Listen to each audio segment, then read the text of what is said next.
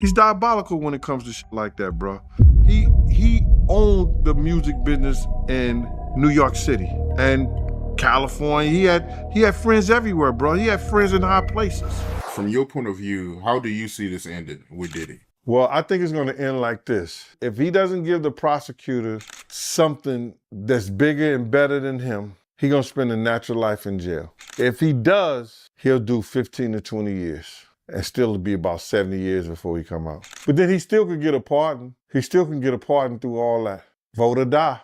That's what it looks like to me. And that's what's gonna happen. Did you hear what happened with Diddy's bodyguard? Wait, no. The bodyguard that was gonna testify against P. Diddy. Jay-Z and Puffy wanted Biggie killed. He's been posting on TikTok, exposing everything of guess what? Wait, guess what? No. Pneumonia. No. They found him of pneumonia. The one that was on TikTok exposing him just... If you guys don't know, a whole bunch of celebrities that were tied to Diddy that out of nowhere, they usually have pneumonia. Brittany Murphy. Remember all of those different people in the Bad Boy Records? All pneumonia? And just crazy. He had a medicine bag where all the medicines would be in and all the drugs would be in.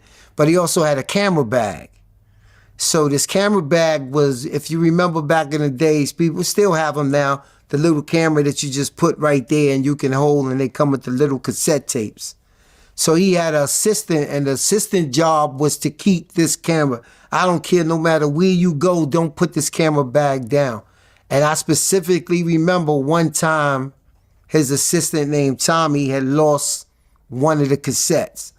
And Puff was getting frantic, like, yo, where is this cassette at? And everything that she said made sense because this was their personal videographer camera that they would use whenever they went to the hotels and everything. And it was the assistant job to keep it, to make sure you watched it, make sure you don't put this bag down nowhere. A couple parties I seen, I knew that they were spiking drinks. My girl was at the New Year's party, right? I'm at the front door. I gotta make sure everybody got their passes and everything like that. So then, my girl and her girlfriend is in the party. So they get bottles of champagne. You know what I'm saying?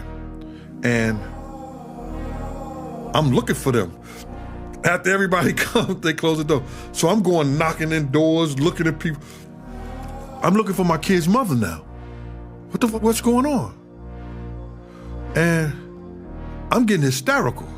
So I decided to go to the car, and I looked in the car. She was in the car asleep. She said, Gene, we started drinking champagne, and I didn't feel good. And me and Debbie came here and went to sleep. Diddy planted bad seeds, was telling people don't do business with him. So he's right about that, brother. And after he got married from him, Kirk never worked no place else. I talked to Greg Kading when I interviewed him 8 years ago, the detective from LA. He did both of them accidentally, ended up having to do one, ended up finding out more about the other one as well. Where do you stand with what happened with Tupac? Think Puff was a part of it? I never heard Puff say anything about doing anything, Tupac. Or Suge. Right. I've heard people around Puff say things about that. But I've never heard Puff himself personally say anything like that. I said before that Eric Von Zip came to the block and he showed me and my friend a check for $1 million. You understand? Mm-hmm. And he said he got it from Black Ground Records. You know, Diddy bought his son a Bentley. Maybe, you know, he could buy you one also while you're out. He got me a Lamborghini. Oh, well, that's nice. I haven't gotten it yet, though. Yeah, I know. When is that coming, that Lamborghini? We talked about this last time. He had the Lamborghini for a day or two, and he had access to the house. And he knows better than to be talking about the things that he does with Big Brother Puff on national television. Oh, apparently not. Something. What's going on with you guys? Are you working together? I'm not. I mean, I think that we become friends in a strange way, you know. Like Robin Big. Yeah. It's like exactly. I'm Big and you're Robin. Yeah. No, I mean, to a lot of us, he's like a little brother. You know what I'm saying? He's not afraid to call and ask for advice. He's somebody that, in the industry-wise, the record industry is a strong family, and he's somebody that, you know, we definitely have our arms around, and we want to protect him because he's such genuinely a nice person besides his talent. You know what I'm saying? He's one of the greatest kids that you could ever know. To keep it frank, he was doing the things to other people that was done to him. He learned from Russell Simmons, Clyde Davis. When those people are telling you that they were heavy into the drugs, they was heavy into beating women, that's gonna make him think that he could get away with the same thing that they was getting away with back then. These are behaviors and things that with drugs, pills, drinking, it can make this man into a monster, and that's what it did. It made him into a monster, bro. Upset that we are so antiquated with the federal rule of court where it's only artist renderings and no recording. I want a state senator or a congressman or somebody to come up with a law proposing that the federal judicial system get with the times under the guise of transparency, that we need access to federal cases. I agree. And you know what's interesting is it was done under the auspices of protecting the sanctity of the trial. And what's happened is it allows news outlets to leak out whatever they want and go on with their narrative. 50 is trying to take down Diddy. No, he's trying to move Diddy and Jay-Z out the way so he can run it. And the truth is, I ain't mad at him. I just don't trust him. Because the truth is, he would just be another kind of monster in another kind of way. He don't want things to change. He just want to be the one that's running it. See? Easiest thing to do is to take your enemy's feet and hold them to the fire for things you know that they won't admit. Which is why when that C&D came out, he took all of that Diddy shit down. Because of his tape. 50 isn't just as bad as Diddy. 50 actually has a heart. He's a lovable thug. You know? Somebody should ask Soulja Boy how loving he is. He's very loving. All that time they spent together and the way he believed in him.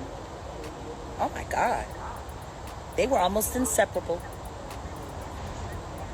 Truth is, Curtis is a swish. Been a swish for many years. Everyone knows it. Say, what is it with all of these pretenders? And now they got an even bigger one named Curtis Jackson. They should check the EPA report and the toxic waste he's been allowing to be dumped around the property of Millennium Studios. The reason why I haven't got behind Curtis Jackson is because the only reason he wants them out of the way is so he can take over. That's the only reason.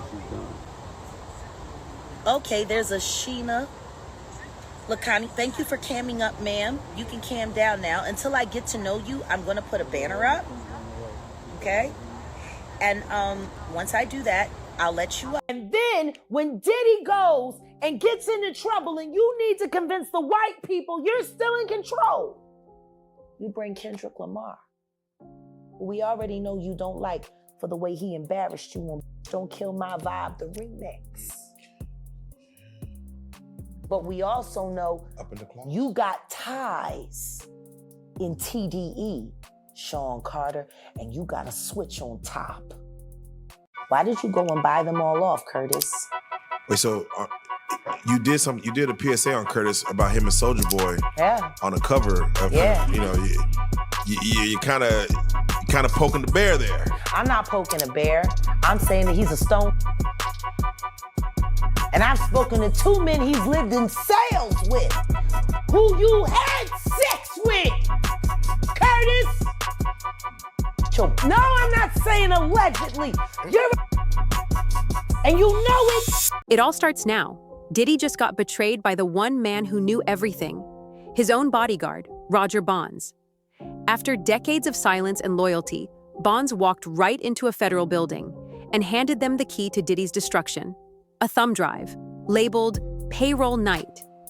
But what was really inside wasn't about money. It was a map, a digital trail of everything Diddy wanted buried, and now it's all being exposed. For years, Bonds was just a shadow, always 2 steps behind Diddy, blending into the background. But this week, he became the biggest witness in the biggest celebrity trial in years. Federal agents allege that the thumb drive he turned over holds encrypted spreadsheets, private logs, and guest care rosters from Diddy's private estates, properties where Diddy's darkest secrets allegedly went down. And here's the thing. Those logs match up with other evidence investigators already had, router connections, Witness timelines, camera blackouts. Bonds didn't just turn snitch, he became the final nail in Diddy's coffin. So why did Bonds flip? Because he got caught on a weapons charge, facing serious prison time, and the feds gave him a deal: talk or rot.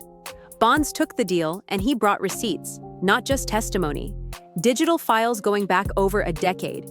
And when forensic teams looked at the metadata, it checked out. Created during the years he worked for Diddy. Untouched since. That's how airtight this is. Inside those files, night shift schedules using code names like Heartbeat and Night Garden.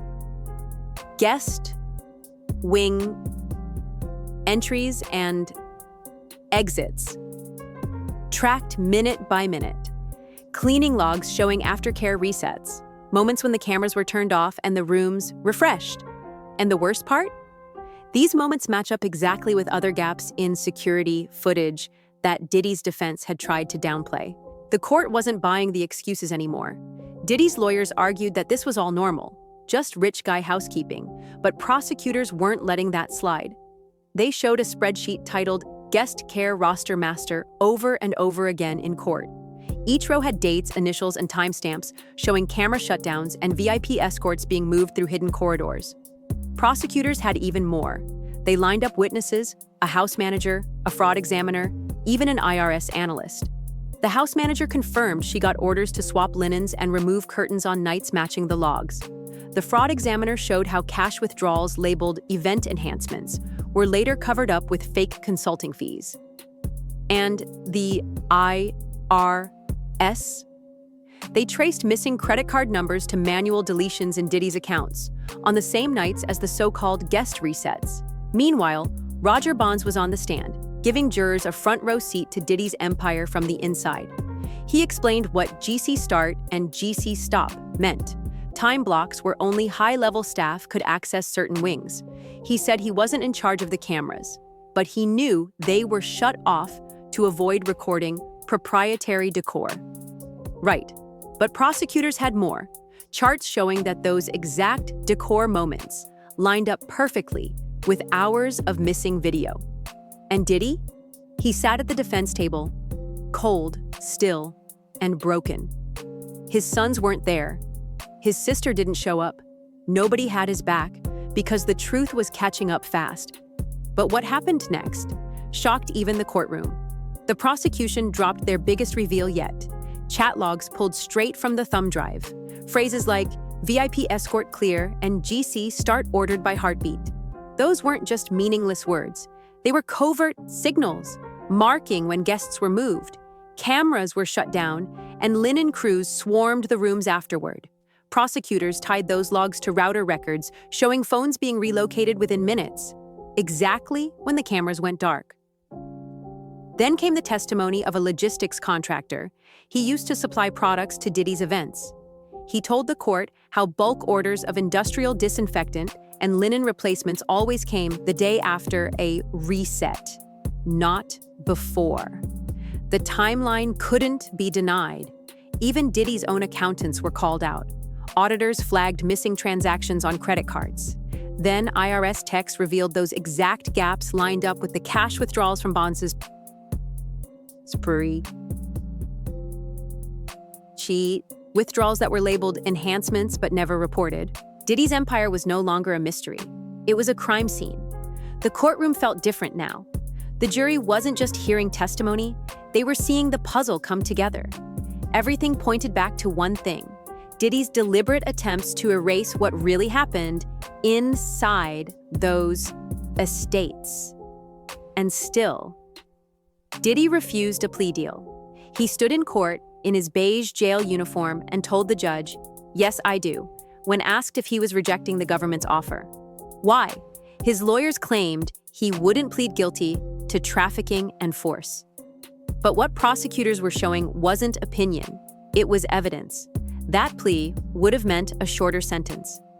Instead, Diddy gambled, and the house of cards he built started to collapse.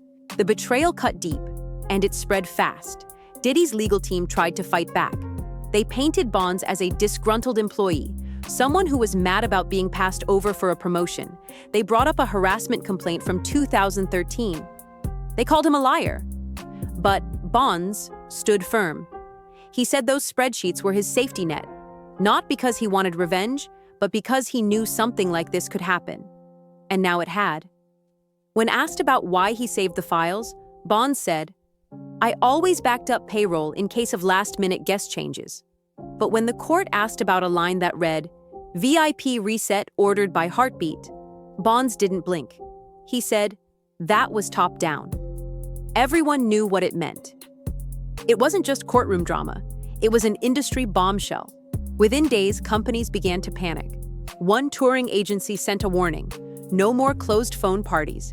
Insurers started demanding staffing logs and linen turnover records from clients. Event planners now had to explain why aftercare even existed. The security industry, once proud of being invisible, now had a target on its back. All because one man handed over a thumb drive. And Diddy? He had nowhere left to hide. The evidence just kept stacking. A housekeeper took the stand. She identified her initials in the logs and confirmed she was ordered to clear entire wings, sometimes in the middle of the night. She said she was told to bag bedding in bins marked refresh. Tasks, she said, were far beyond normal cleaning. Not once, not twice, but every time a reset was ordered. Next, a certified fraud examiner broke down how event cash envelopes were hidden in payroll and consulting fees, money that vanished without explanation. A still photo showed Roger Bonds holding one of those envelopes in a back hallway. He confirmed it was real. He remembered the moment. And then the final strike, the digital match. The FBI laid it out clean: spreadsheets, door sensors, router logs, security footage. When the logs said GC start, the cameras shut down. When VIP escort was logged, linens were replaced and receipts showed disinfectant. When cash was marked enhancement, Diddy's credit statements went missing. It was a pattern, a system, not an accident. And the court admitted every single file into evidence. The trial hadn't even hit closing arguments. And Diddy already looked finished. Even his defense lawyers started to shift. They weren't denying the events anymore. They were trying to explain them. This is normal in celebrity homes. These parties are chaotic. The logs just reflect that. But no one was buying it. Because what kind of chaos needs the cameras turned off? What kind of house party needs linen resets at 3 a.m.? Why does Heartbeat get to decide when the rooms are cleared? The empire Diddy built on secrets was collapsing in plain sight. And now the ripples are hitting everything. Promoters are canceling events. Artists are backing away. Labels are reviewing contracts. Private security firms are rewriting playbooks. Even longtime allies are ghosting Diddy. The people who once protected him? Silent. And remember, this is just the criminal case. Civil lawsuits are lined up behind it. The same spreadsheets will be used again. The same logs. The same charts. The same testimony. What Bonds turned over wasn't just evidence. It was a wrecking ball. Diddy's future is gone, and the past won't stay buried. The final blow came with a line that echoed through the courtroom. Diddy tried to bury the truth, but now he's the one getting buried. The cameras are back on now. The rooms aren't silent anymore. And for the first time in decades, Diddy can't control the narrative. His bodyguard flipped. His files are in the open, his defenses are in shambles, and there's no way out.